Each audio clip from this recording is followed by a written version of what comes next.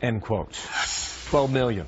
Juan Williams, Fox News political analyst, author of We the People. Mercedes Schlapp, former media spokesperson for President Bush and a Fox News contributor. Good morning to both of you. Good morning. There he is, one in a million. Mercy, mercy, mercy me. Okay, so 12 million. This was done a month after she launched her bid for the White House. Mercedes.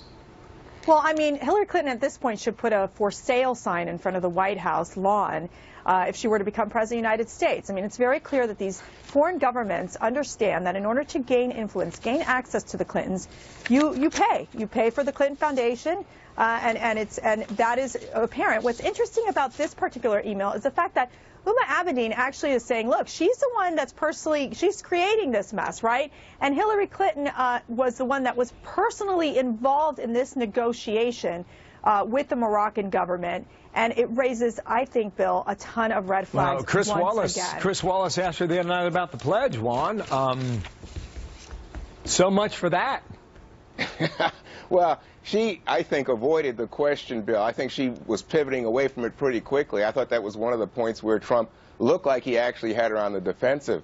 But to come to the specific allegations here, let's keep in mind, one, she never gave the speech. It was after she had left her office at the State Department. And remember, while she was Secretary of State, she had charged the government of Morocco with corruption and the arrest of its citizens.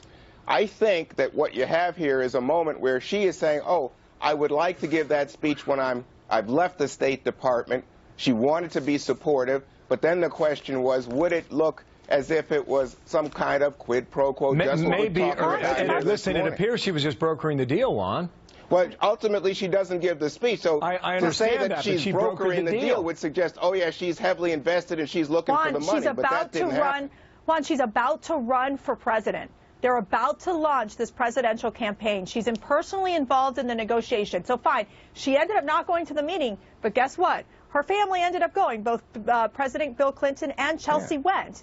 It just is too close for comfort, and it keeps on this pattern of this appearance of the conflict of interest. And it is very clear. I mean, you had a mining company that was involved that has violated human rights. I mean, it's this continual pattern of the Clintons being involved with these shady companies, with foreign governments who oppress women's rights and gay rights. I mean, we've seen this time and time again, and it really, I think, for American.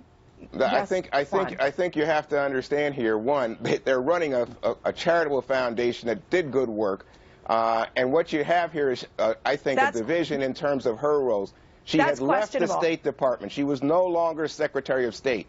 She becomes aware that even as she is trying to commit to help the foundation, which is doing good work, that it's too close to the start of the campaign, as you just pointed out. And then her own staff says she created this mess because she was trying to be, you know, a loyal soldier to the family foundation, but she realizes this is just too close, and it opens the door to the kind of charges you're talking about this morning. But that's not corruption, Mercedes. That's confusion. Well, well, we could argue on the basis of corruption rather than confusion, but you also have to realize, and you know, when she was at the State Department, there was the Haitian situation, the situation in Haiti after the earthquake, where you had the friends of Bill Clinton being taken care of. You have the $1 million deal of Qatar where Bill Clinton got that 5-minute meeting. I mean, it is just what it is that it's this incident after incident that does create this very striking appearance of these conflicts of interest. And the fact that she is putting the White House up for sale. I appreciate the cases you have both made. Mercedes, does this... I'm right, Bill. I'm not saying... I think you definitely are. I'm not saying right or wrong. I just think Juan wants to sleep in the Lincoln bedroom if Hillary Clinton wins.